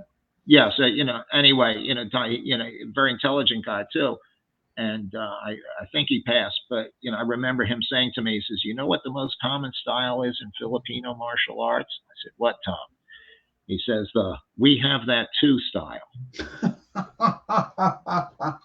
we that's good. Yeah, you get the humor. Now, Apo Ramiro, I saw him do something with somebody he had a very subtle way of dealing with that. He was a wonderful man, really a very wonderful spirit to him and a wonderful system. I hope his people are able to keep it going, and they can count on me to, assist in any way that I can. But it was at this seminar, and it's a very distinctive system. Mm. It's a system for villagers to fight the bandits who are coming to steal the crops. Okay. So think of the Japanese 7 samurai. Mm. That kind of a problem. So it's a very different kind of a system, and there's some very distinctive things to it. And so he shows somebody something really distinctive. He says, what do you think of that? And the guy sort of starts into "we have that too," kind of an answer. And he says, "Oh, well, then I have nothing more to show you if you already have this." There you go. There's the perfect reply. Yeah. Yeah. I mean, very, real grandmaster level, stuff there. Wonderful man, and a fascinating system. And one more tangent here. When I was developing my theory of 7 ranges, you familiar with the theory of 7 ranges? I've heard you mention it before. Yeah.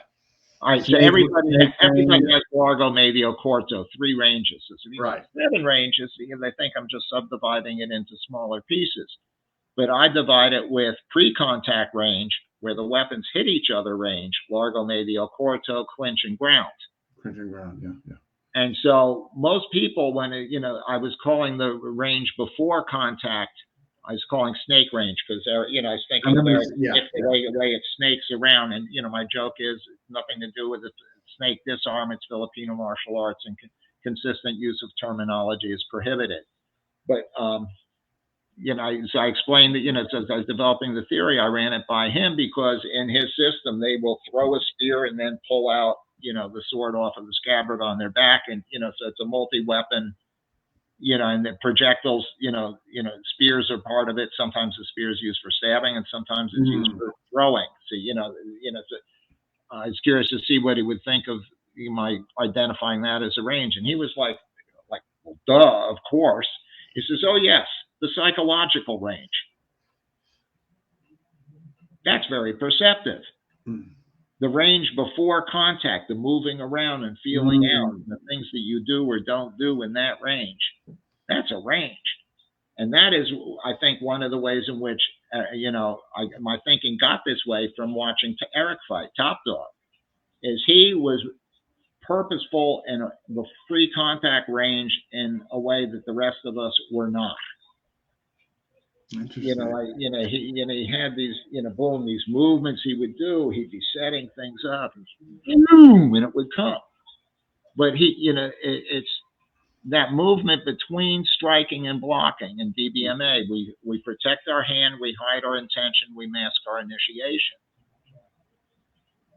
And so, I got that from watching Eric, and that was, it was from watching Eric that, it came to me to identify that as a range.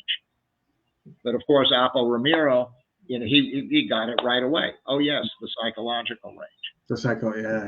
Yeah. So there are things the things I teach. So instead of trying to compete for eyeballs, in social media, I don't put out clips very much showing what I'm doing. I got to give a taste here and there.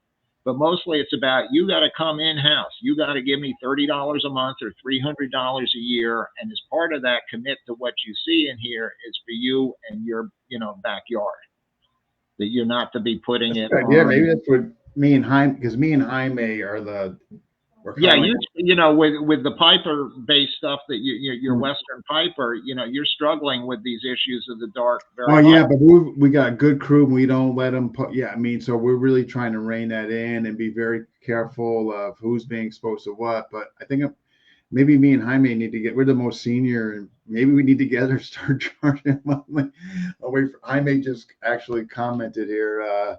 Hello, Dean Mark. Greetings from Southwest Texas. Great to see Mark sharing his vast knowledge and experience. So, Jaime, maybe we got to start charging. Well, for me, this is how I make a living, and we're kind of. I don't want to wind up, street side pushing a shopping cart with, we'll keep stick fighting for food or something,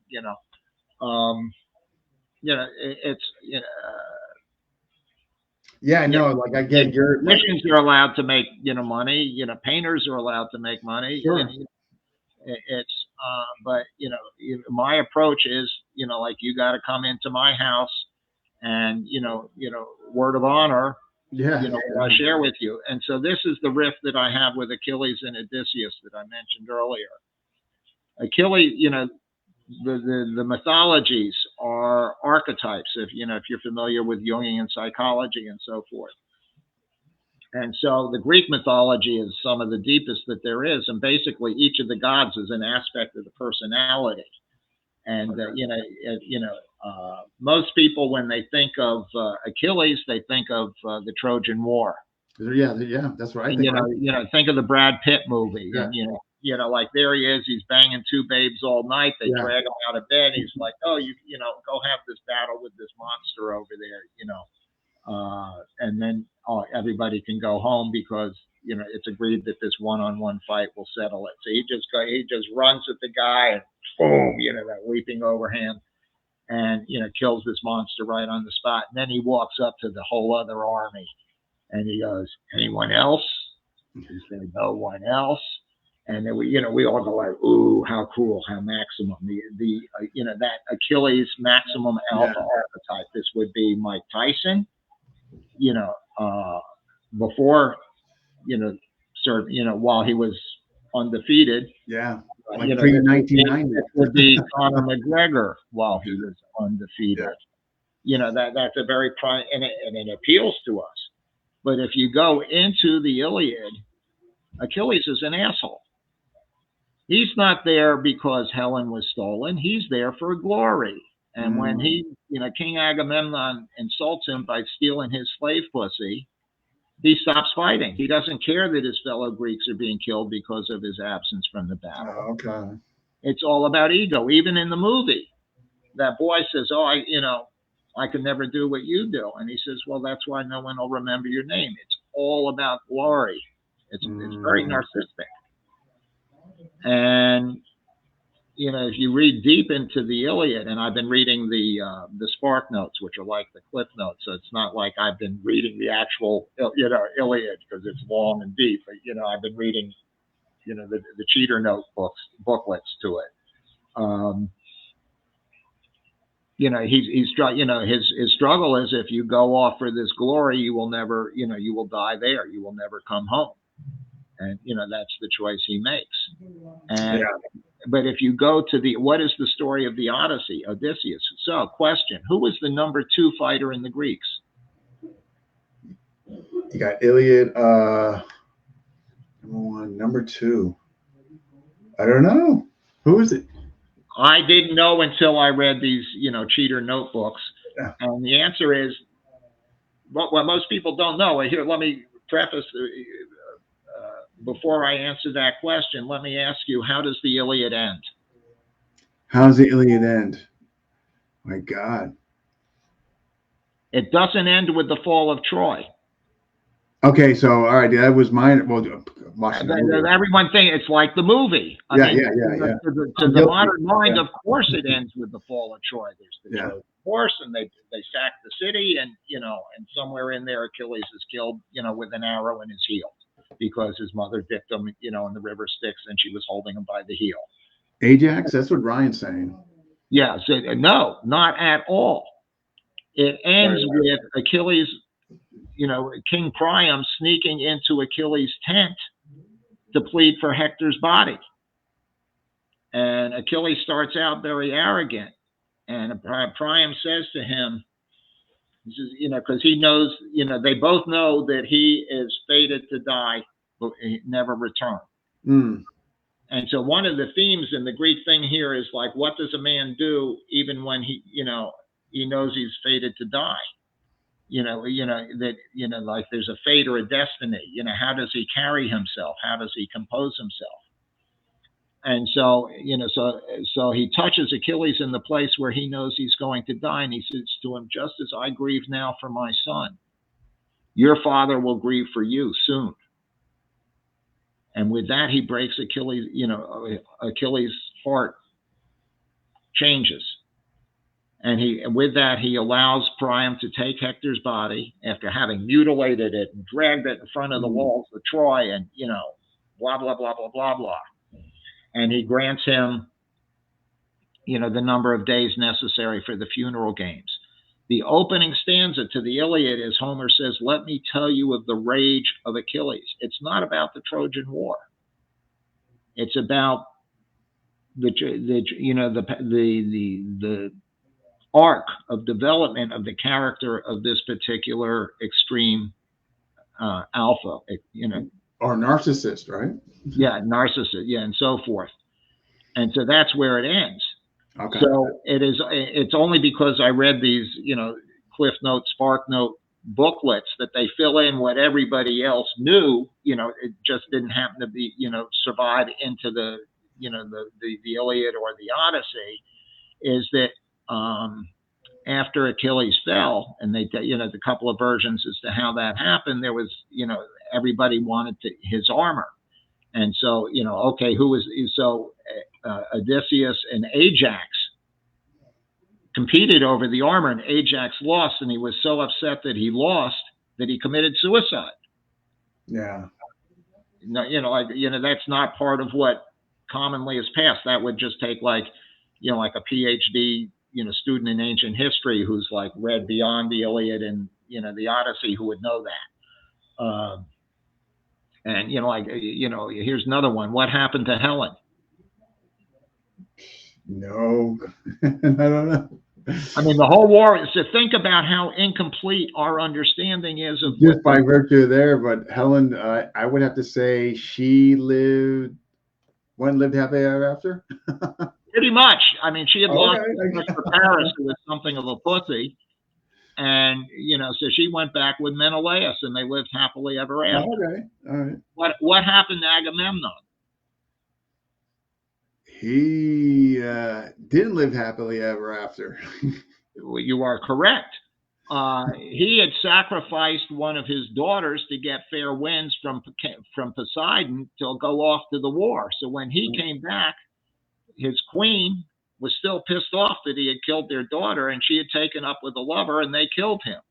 Okay. All right. So he definitely didn't live happy. Okay. Yeah. These stories. So now Odysseus, whenever you read about Odysseus, what is the adjective they always put to him? Adjective Wily. for Odysseus. The wily Odysseus. The adjective for Odysseus. I'm telling you, it's wily. W-I-L-Y. Oh, wily. Okay. Right. So what's a synonym for wily? Synonym for wily. Crafty. Oh, Joey, that was a kind of a. Yeah, so I resonate to the character. I don't aspire to be Achilles. That's not my role model. My role model, and I didn't even realize it, is Odysseus. It is Odysseus who won the war, not Achilles. Right. Achilles fought for glory. He got his glory. But it was Odysseus who thought up the stratagem of the Trojan horse. Gotcha. He is the one who won the war. And people don't think of him as the second best warrior. He didn't do it for glory. Right. Right. And so what is the rest of the story? It is a story of the warrior's return home from war and the restoration of his family. One of the themes in the Odyssey is his uninitiated son, Telemachus, is like, where's dad? He goes off, he goes to Sparta, any word of my dad? And, so there's Menelaus and Helen. It's like, oh, yeah, he survived the war. And, he might be out there somewhere. Don't give up. And so forth. But Telemachus has got the problem of the suitors trying to take over his father's kingdom and pressing his mom to, take one of them as her husband. Okay. Right. So it's, but on his way home, Odysseus has all these adventures, problems that he had to solve with his wiliness, his craftiness, and also kind of like a soldier spending, some time in a whorehouse in Thailand on the way home from Vietnam. He spends an island, on Circe's Island. I mean, the patterns are deep. And somewhere along the way, he is allowed to go down to the land of the dead, Hades, to get some information from somebody. And while he's there, he runs into Achilles, who at this point has died. And so they talk for a while. And Achilles says, if I had to do it all over again for all this glory, it means nothing to me now. So if you read the two books in their entirety, we think, part of the journey that they take us on is we begin with the adulation of Achilles, but then we see that for him, it all meant nothing, that he would have rather have stayed home and had family and children. Whereas Odysseus, he gets home and he shows his son the way across the threshold through the portal to manhood, and the two of them fight together and they kill off the suitors, and he restores the marriage bed with his wife Penelope, who faithfully waited for him. Wow. Interesting, man. This is deep stuff. And so with DBMA, what is the mission statement of DBMA? To walk as a warrior for all your days. He walked as a warrior through all his days because he was wily, because he was crafty, and because he had certain values. And so as I teach people to teach DBMA, one of the first things I say to them is we teach to the intelligence first. People need to understand the what and the why. Think of the words that Eric uses in the first tape. If you have one of these, and maybe one of these, you will always be a fighter to be reckoned with. Yeah. DBMA begins with primal probabilities. And we build from there.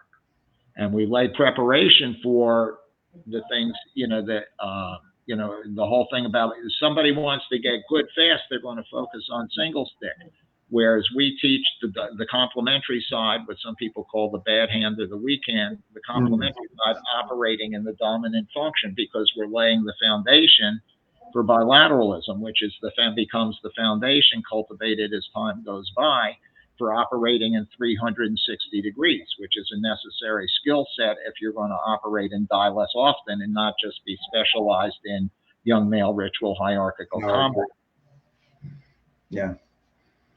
And so the knife system, the chupacabra, it's not about knife dueling. It's not a system designed for dueling. It's a system designed for, like, I am a porcupine, and if if I need to leave and you're in my way, or if you are someone who needs killing and the worst thing I could do is not to do that, that I have the means to do it. But I don't want to put that energy out in the world. I don't want to try and lure people into paying $40 a month or $300 a year. So look at the clever ways I can show you how to kill. I'm not going to do that. No, and I mean, and that's why in WPM we make such a heavy transition to other weapons that are legally defensible. Not just value system, moral compass. Yeah, I know you recognize these themes here because you two grapple with it because of Piper. Oh yeah, absolutely. It's tough. It's a tough. I tell you, it's a tough bill. It's a tough. Yeah, Piper's origins is it's a criminal system in its origin, and its original logic is a criminal logic. Predatory hunter. Yeah. So it's like, okay, how do you sneak up on somebody? The ambush, right? I mean, so some of the things, Lloyd has shared some wonderful things with me. I like to think I shared some things of value with him as well. Yeah. But, he's very high IQ guy. I mean, he's fearless in political conversation, and he backs it up. Oh my God! I mean, Lloyd was more conservative. Lloyd was. Yeah, you know what I'm talking about because 100%. Yeah. Because he is what Americans would call black or what South Africans would call colored. He can be very fearless in conversations about race, and because he's. Yeah, I've had all those conversations with him. Some of my most enjoyable, were with him. I mean, just not the usual. He is a very bright guy.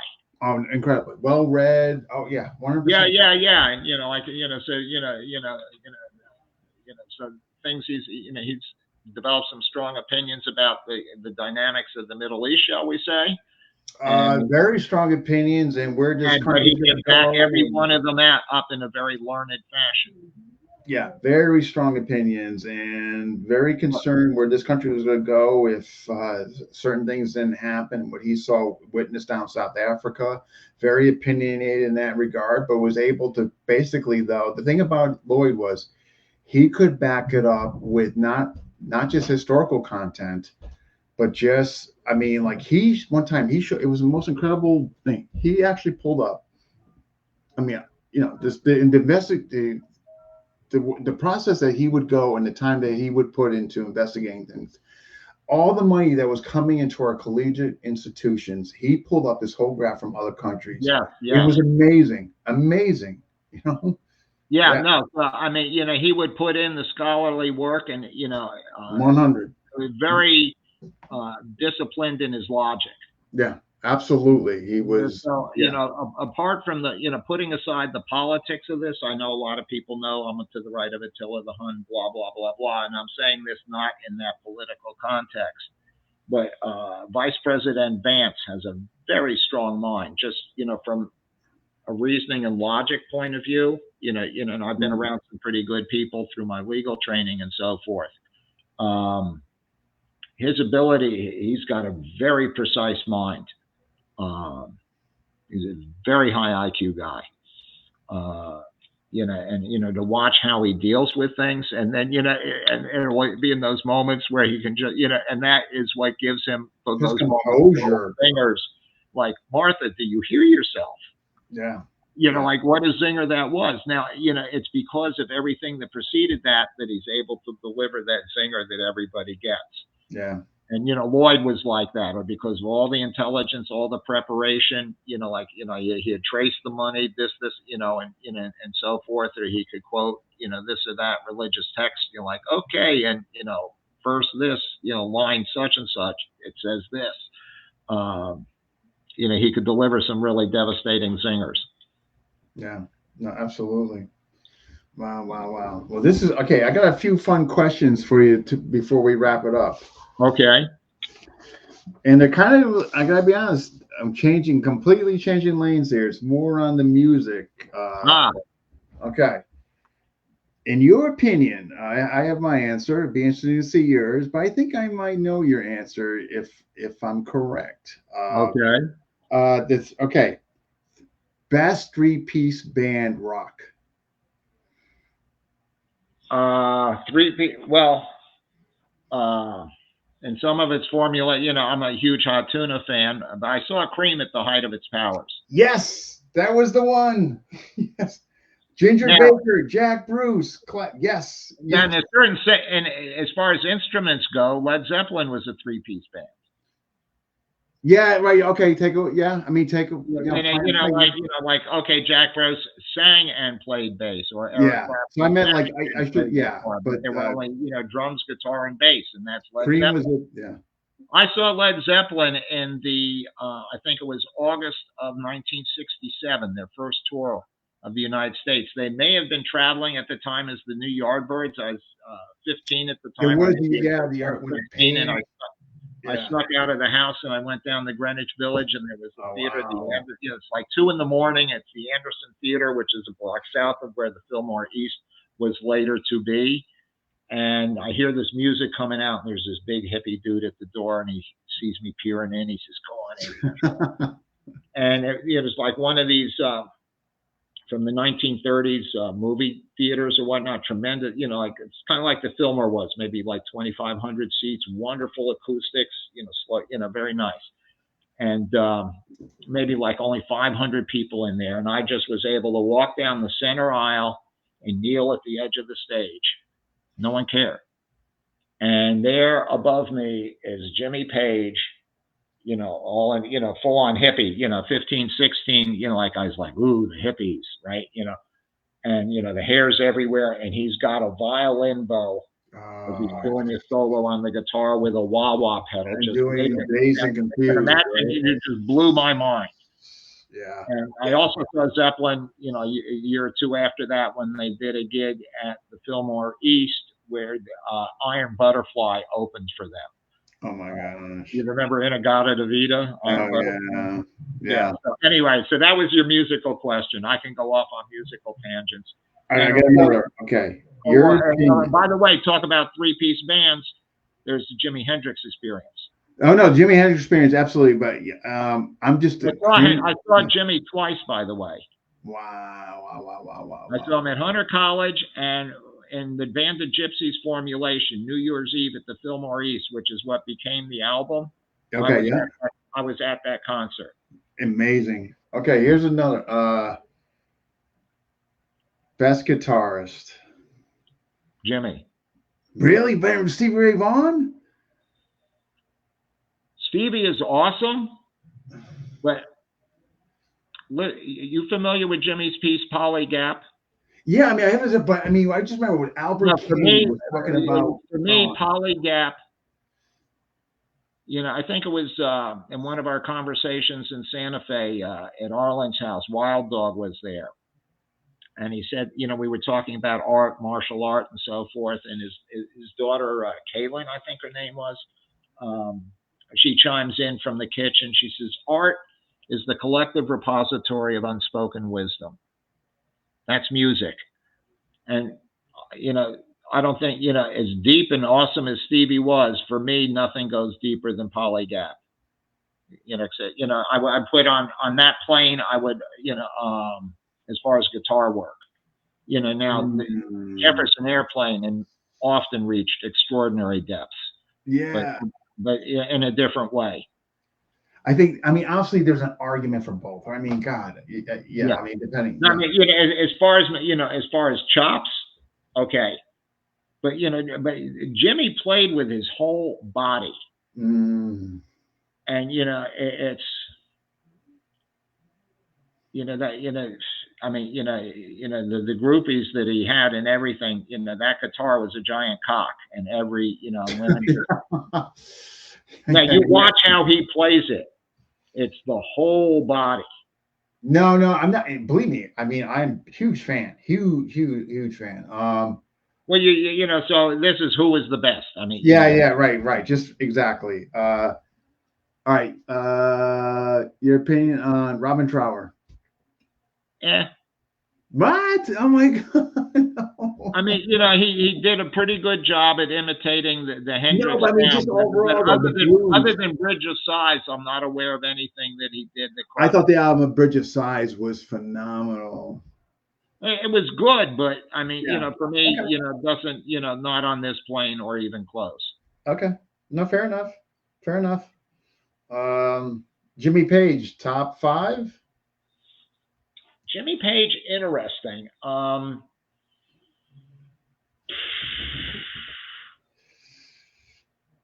I think his strong point was rhythmically.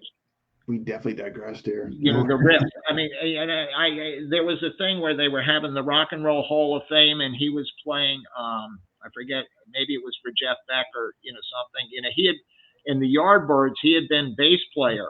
I know, because he had Beck. Beck. And so as I'm watching him as he's doing the Immigrant song, he's on guitar, but I'm realizing his experience as a bass player informed the rhythmicness of his guitar playing.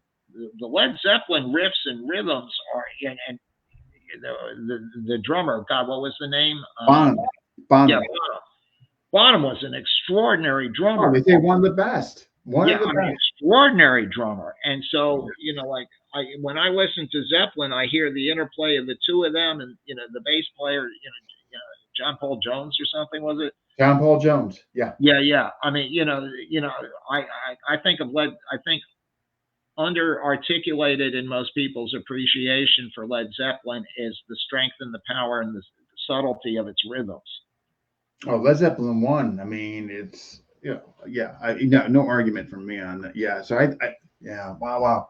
All right. Percussion and bounce of percussion, guitar, and all that. I think you mentioned once to me Hot Tuna. Well, yeah, Hot Tuna, Yorman Jack extraordinary. Now, talking about just pausing for a moment on percussion, I would mention Mitch Mitchell of Jimi Hendrix Experience. Oh, okay. Now, there was strong connection between the Airplane and Jimi Hendrix. Jack Cassidy was the bass player on Voodoo Child. Did you know that? I did not. You look at the credits on Electric Ladyland and on Hendrix Live at Winterland. There's a point at which is, we're going to bring out our friend Jack. Jimmy actually asked Jack to replace Noel Redding in the Jimi Hendrix Experience. Noel Redding, yeah, no, Redding, yeah. Yeah, Jack, but Jack's bond was with Yorman with the Airplane. But Mitch Mitchell, I saw him sit in with the Airplane at the Fillmore East on 2 occasions. So that there was strong connection between those bands. You listen to Mitchell's playing, very, very high. No, I mean, you're talking about greats. Yeah, I mean, it's like I mean, yeah. Wow. Now, if we go outside of the rock idiom, I used to sneak out of the house and go down to this jazz club in the Far East Lower Side, and I saw Elvin Jones a couple of times. Elvin Jones was John Coltrane's drummer. Oh, Coltrane's drummer. Oh, wow. Okay. Yeah, so I would see McCoy Tyner down there too. McCoy Tyner, yeah. Coltrane's pianist, and the interesting thing to go on there is what happens to the people who were in a band with a legendary figure when the legendary figure passes. So when Jimmy died, whatever happened to Noel Redding? Or when Jim Morrison died, what happened to the rest of the Doors? John Densmore and the whole crew, right? Yeah, but I mean, whereas when John Coltrane died, McCoy Tyner, look at what he became. Yeah, it's true. They were just fantastic. Yeah, but McCoy Tyner, it wasn't just reflecting the brilliance of the one particular standout of the band. Elvin had his own expression. McCoy, they were real in and of themselves. They didn't need just to reflect the brilliance of Coltrane. Wow. This is awesome. I just had to throw those in there. I just thought it'd be interesting. Yeah. No, I could talk this stuff all day long. I know. If it wasn't good, but yeah, I got to run. It's getting close to before the wife goes. But well, hey, this was wonderful. I really appreciate you coming on. Thank you. No, my great pleasure. I hope you. So let's see. My God, we've been going for 2 hours here. So yeah, I know. But it's been good stuff. 43 likes. The comments. There's a ton of comments. So. All right. Well. All right. So yeah, I'll be curious to see the comments. Yeah. They're nothing. All positive. And yeah. So I'm going to download it. Usual post show. I download it, and then of course we'll share the link after my discussion, and of course send you one as well.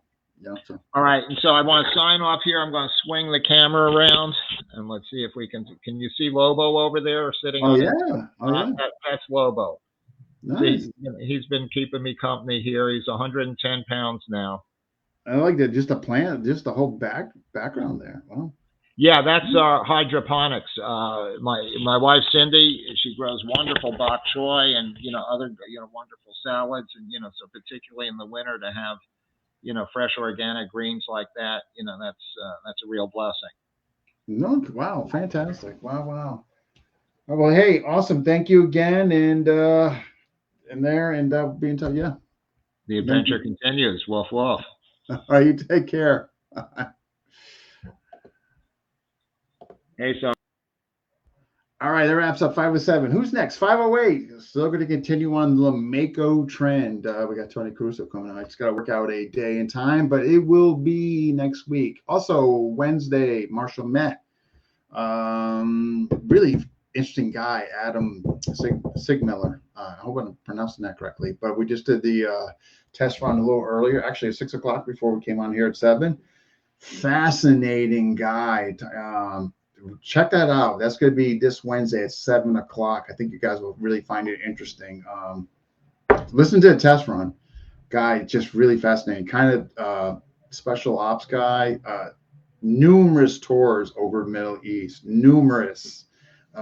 So, yeah, check that out. But anyway, thanks to those who watch and all that. And I will see you hopefully Wednesday night on Marshall Myth.